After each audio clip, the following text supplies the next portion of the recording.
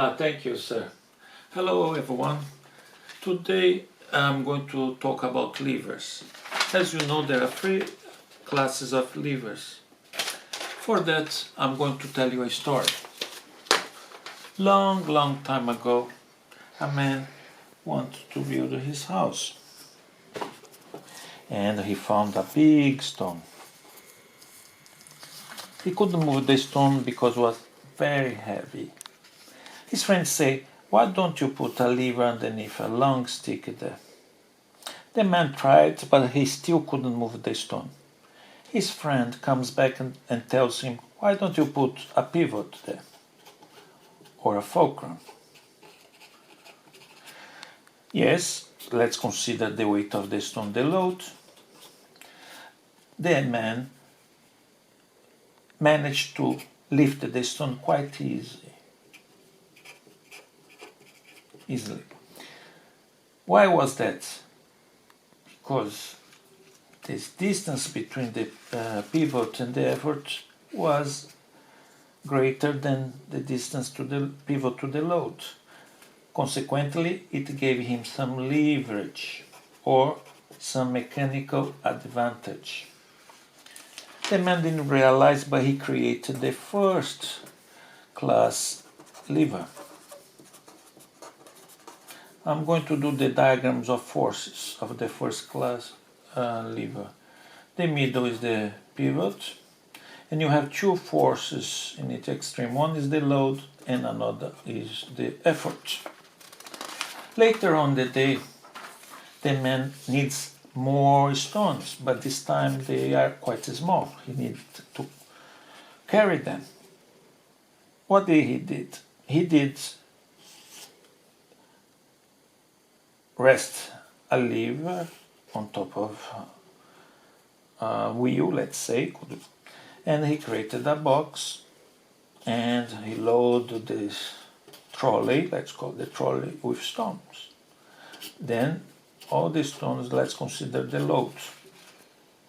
And this fixed point here, that is the wheel, we are going to consider the pivot. And in this case, it was very easy for him to lift the stones. That's called the effort lifting the trolley to move the stones around. This situation is the same as before. The furthest force away from the pivot is the effort. Therefore, it gave him some leverage. We call mechanical advantage as well. What he didn't realize, he created the second class lever. I'm going to make now the diagram of forces for this lever. The pivot is one end, the middle is the load, and the effort is going up. And the effort is the furthest point, what gives him a mechanical advantage.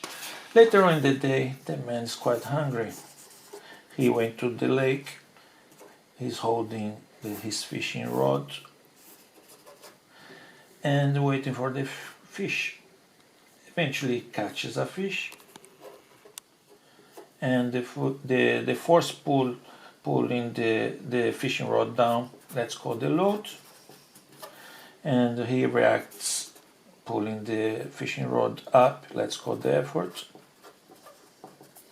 and this is the pivot. Now, in this situation, the load is the furthest force from the pivot. Actually, the load has the leverage. And this force has to be greater to be able to pull this fish out. This kind of lever, the particularity is moving the effort in a small amount will cause the load to move a greater distance, pulling the fishing rod out.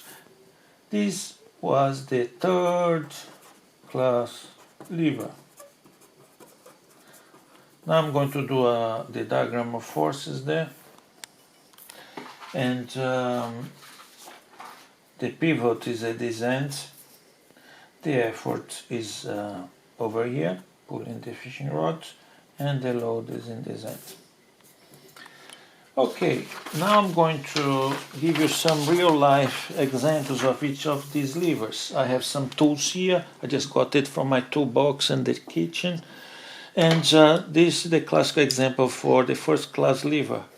The plier is a machine with two levers, two first-class levers, joined by the pivot here in the fulcrum.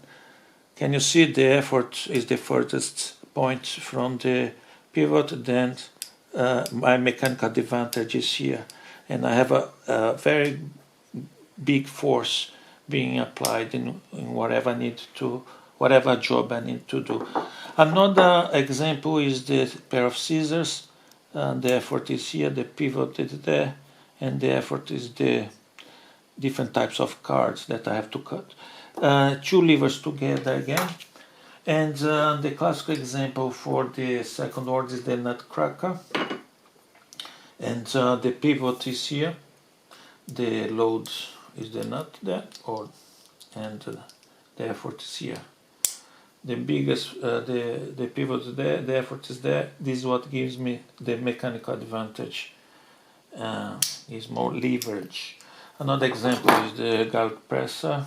The pivot there, the load here, and the effort there. The third order lever is the tweezers. The pivot is there, the effort is there, and the load there. Another one is the salad tongue.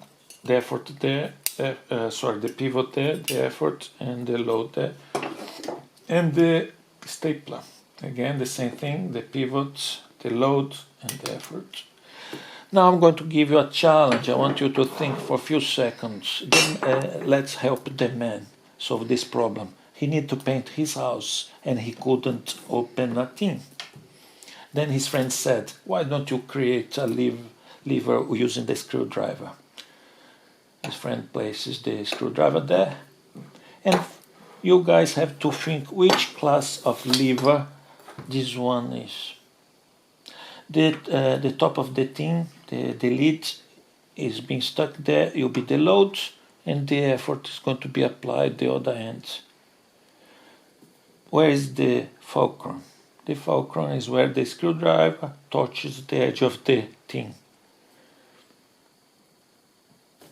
If I apply the lever, the effort there, I'm able to open the tin.